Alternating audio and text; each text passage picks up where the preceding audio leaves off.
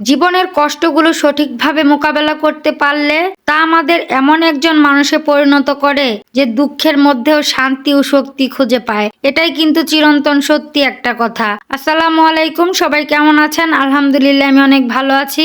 আজকের ব্লগটা সকাল থেকেই শুরু করেছি। সকালবেলা ঘুম থেকে উঠেই দেখি এত কুয়াশা, বাপ রে বাপ। তো কুয়াশা থাকলেও তো হবে না, সময় তো আর বসে থাকে না। তো সময়ের তাগিদেই হচ্ছে সবকিছু করতে হয়। তো তাড়াতাড়ি করে বাইরে বের হয়ে হাঁসগুলো ছেড়ে দিয়েছি। তারপর খোয়ারের ভিতর দেখলাম 4-5টা ডিম পেড়েছে। ডিম দেখেই তো আমার ভালো লাগছে, মাশাআল্লাহ। পরে আবার ছাদে গিয়েছিলাম, ছাদে গিয়ে ছাগলগুলো ছেড়ে দিয়েছি। ছাগলগুলো ছেড়ে কতক্ষণ ছিলাম ছাদে, কারণ কুয়াশাচ্ছন্ন সকাল দেখতে আমার অনেক ভালো লাগে। তো অনেকক্ষণ ঘোরাঘুরি করলাম আর আশেপাশে একটু ঘুরে ঘুরে দেখলাম। এত কুয়াশা, মানে দূরের কোনো কিছুই দেখা যাচ্ছিল না। তো অনেকক্ষণ থেকে তারপর নিচে এসে স্বামীকে মাংস কাটতে বসিয়ে দিয়েছি। সে মাংস কাটতেছিল, পরে আবার তার নাস্তাটাও দিয়ে দিয়েছি। আজকের ডিম পোস্টটা কেমন যেন হয়েছে। তো যাই হোক, পরে আবার দুপুরবেলা চলে এসেছি রান্নাঘরে। চুলায় কড়াই বসিয়ে তেল দিয়ে তার ভিতরে পেঁয়াজ কুচি দিয়ে দিয়েছি। তার ভিতর আবার লবণ, এলাচ, দারচিনি সবকিছু দিয়ে নিচ্ছি।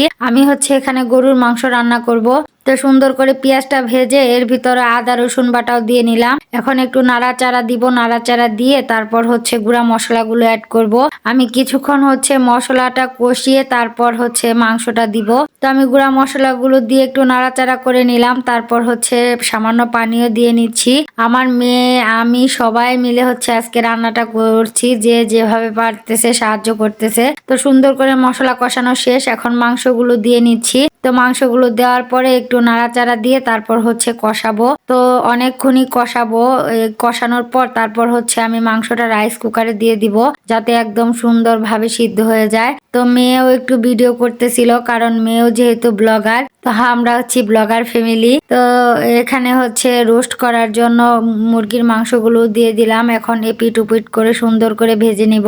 তো আজকে হচ্ছে গরুর মাংস রোস্ট পোলাও রান্না করা হবে। তো এই যে রাইস কুকারে বসিয়ে দিয়েছি মাংসটা। এদিকে আমার মুরগির মাংস ভাজা হয়ে গেছে, মেয়ে হচ্ছে উঠিয়ে নিচ্ছিল।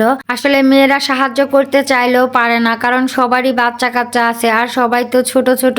এজন্য হচ্ছে কাজ করতে আসলেই ওরা মানে কান্নাকাটি বা ঝামেলা করে, যার কারণে তেমন একটা সাহায্য করতে পারে না। এর ফাঁকে ফাঁকে যেতটুকু পারে সাহায্য করে। তো মাংসগুলো উঠিয়ে আমি আবার এর ভিতরে পেঁয়াজ দিয়ে দিয়েছি। এখন পেঁয়াজের ভিতরে এলাচ, দারচিনি, তারপর আদা রসুন বাটা সবকিছু দিয়ে নিচ্ছি। প্যাকেটের মশলাও দিব। আমি প্যাকেটের মশলা দিয়েই হচ্ছে রোস্টটা রান্না করব। আর এখানে হচ্ছে বাদাম বাটা, তারপরে একটু মানে টমেটো সবকিছু একসাথে ব্লেন্ড করে নিয়েছি, সেটাও দিয়ে দিয়েছি। সবকিছু সুন্দর করে দিয়ে এখন হচ্ছে আমি একটু ধনিয়ার গুঁড়া আর একটু জিরার গুঁড়াও দিচ্ছি। দিয়ে এখন সামান্য পানি দিয়ে সুন্দর করে মশলাটা কষাবো। আমি হচ্ছে একদমই সাদামাটা রান্না করি। তো এগুলো খেয়েই হচ্ছে আমার নাতি নাতনিরা খুব খুশি, খুব মানে পছন্দ করে। মেয়ে বলতেছে ভাজা মাংসই তো কি মজা লাগতেছে, আর রোস্টের মশলাটা এত মজা লাগতেছে। পরে বললাম একটা হাতের ভিতর চুমা দিয়ে দাও। তো সুন্দর করে দুধও দিয়ে নিলাম। এখন হচ্ছে একটু নাড়াচাড়া করে তারপর হচ্ছে রান্নাটা করে নিব। তো যাই হোক, রোস্টটা চুলায় দিয়ে তারপর এপাশে চুলায় হচ্ছে আবার পোলাও বসানোর জন্য পেঁয়াজ, লবণ, তারপর এলাচ, দারচিনি, তেজপাতা সবকিছু ভেজে নিয়েছি। এখন হচ্ছে চালও দিয়ে দিয়েছি। এখন একটু মানে চালটা ভালোভাবে ভাজবো, কারণ পোলাওয়ের চালটা যত ভাজা হবে পোলাওটা তত ঝরঝরা হবে, খেতেও ভালো লাগবে। পোলাওয়ের চালটা সুন্দর করে ভেজে আমি পরিমাণ মতো পানিও দিয়ে নিয়েছি। এখন সুন্দর করে নাড়াচাড়া দিয়ে তারপর ঢাকনা দিয়ে ঢেকে দিব। আর আমাদের মা মেয়েদের সম্পর্ক হচ্ছে মানে একদমই বান্ধবীর মতো। আর রান্না করার সময় যে কি পরিমাণ কথা বলি, হাসাহাসি করি, যদি আপনাদের শোনাতে পারতাম। তো যাই হোক, রোস্টটা হয়ে গেছে। এদিকে পোলাওয়ের পানিটাও কমে এসেছে। এখন হচ্ছে জালটা কমিয়ে তারপর ভাপে বসিয়ে দিব, আর আস্তে আস্তে পোলাওটাও হয়ে যাবে। রান্না বাড়া তো এগুলোই। আর রাইস কুকারে তো মাংস বসিয়ে রেখেছি। এই যে আমার পোলাওটাও মোটামুটি হয়ে এসেছে। তো রান্না বাড়া শেষ করে অনেকক্ষণ অফ ক্যামেরায় ছিলাম। পরে বিকেল বেলা হাঁসগুলোকে খাবার দিয়ে দিচ্ছি, আর নাতি নাতনিরা খেলাধুলা করতেছিল। তো যাই হোক, তারপর আবার রাতে মেয়ে নুডলস রান্না করতেছিল নাতি নাতনির জন্য।